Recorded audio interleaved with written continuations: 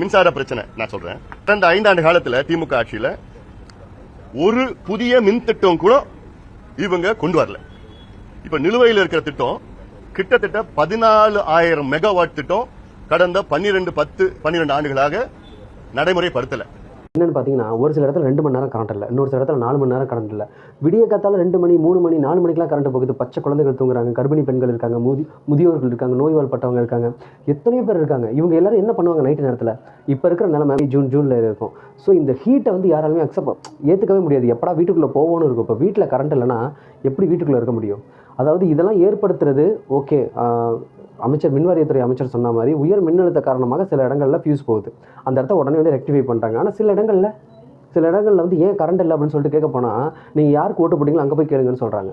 சில இடங்களில் போய் கேட்க போனால் போய் முதலமைச்சரை கேளுங்க அப்படின்றாங்க. சில இடத்துல ஓப்பன் டாக்காவே, தண்ணி தராத இடத்துல ஓப்பன் டாக்காவே சொல்லியிருக்காங்க, நீங்கள் என்ன டிஎம்கேவுக்கு ஓட்டு போட்டிங்க அப்படின்னு சொல்லிட்டு.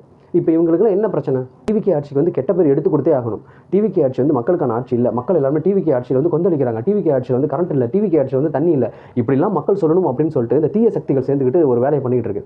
அதாவது தோற்று போயிட்டு நம்ம ஏன் தோற்றோம் அப்படின்னு கூட தெரிஞ்சிக்காம, நம்ம தோற்று போனதுக்கான ரீசனை கண்டுபிடிக்காம இன்னமும் மக்களே வந்து ப்ளேம் பண்ணிக்கிட்டு, மக்கள் வந்து கவர்ச்சி பின்னாடி ஓடிட்டாங்க, மக்கள் வந்துட்டு சினிமா பிரபலம் பின்னாடி ஓடிட்டாங்க, மக்கள் வந்து தற்கொலை மக்கள் அப்படின்னு சொல்லிட்டு இன்னமும் மக்களே நீங்கள் வந்து திட்டிகிட்டு இருந்தீங்கன்னா இந்த கட்சி தமிழ்நாட்டில் இருக்காதுன்னு நினைக்கிறேன். கூடிய சீக்கிரம் 2 கட்சியுமே தமிழ்நாட்டில் இருக்காது. கரண்ட் இல்லாமல் எத்தனை பேர் கஷ்டப்பட்டு இருக்காங்க. மாண்புமிகு முதல்வர் ஐயா, தயவு செஞ்சு விஜயண்ணா நீங்கள் ஒரே ஒரு ஸ்டெப் மட்டும் எடுங்க.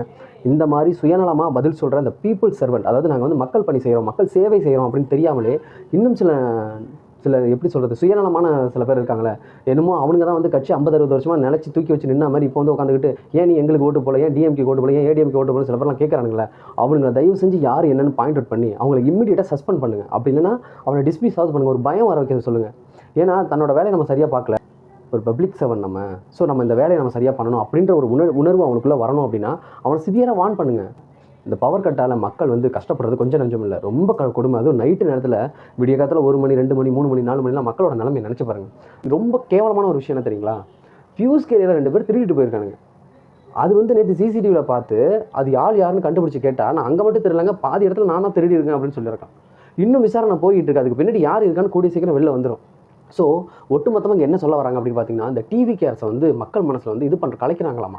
டிவிகே அரசு வந்து மக்களுக்கான அரசு கிடையாது, மக்கள்லாம் வயிறு எறிகிறாங்க, மக்கள்லாம் வந்து ஏன்டா ஓட்டு போட்டோன்னு நினைக்கிறாங்க அப்படின்ற வார்த்தைகளை இவங்களாவே கிளப்பி விட்டு, அதாவது எங்கெங்கெல்லாம் கும்பலாக நிற்கிறாங்களோ, நான் முன்னாடி சொன்ன மாதிரி அங்கெல்லாம் போயிட்டு நம்ம என்ன பிரச்சனை, டிவிகே எவ்வளோ பிரச்சனையா, டிவிகே தண்ணி தரலையா, அப்படிலாம் ஒன்றும் இல்லை, திமுக கவுன்சிலர் தான் வந்துட்டு எங்களுக்கு ஓட்டு போட்டால் அவனுக்கு தண்ணி கிடையாதுன்னு சொன்னாருன்னு சொல்லிட்டு ஒரு அக்கா வந்து சொல்லிட்டு போகிறாங்க குடத்தோட வச்சு. தயவு செய்து மின்துறை அமைச்சர் CTR நிர்மல்குமார் அவர்களும் மாண்புமிகு முதல்வர் விஜயண்ணா அவர்களும் தயவு செஞ்சு இதுக்கு ஒரு ஸ்டெப் எடுங்க.